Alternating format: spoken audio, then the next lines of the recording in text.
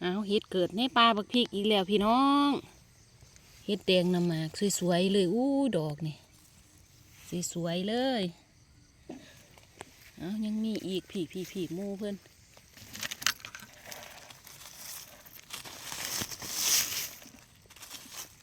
งามบ่ดอกดิ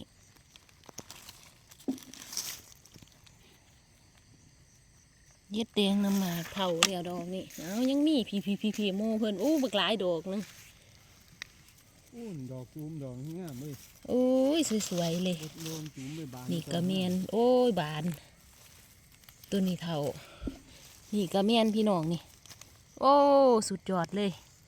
เห็ดแดงน้ำหมากพี่น้องเห็ดแดงน้ำหมากออกเป็นโมเป็นกลุ่มดอกสวยๆงามๆออกในป่าบักพริกอีกคือเก่าพี่น้องในป่าบักพริกดอกเพิ่นไหมสวยๆเลยหลายดอกอยู่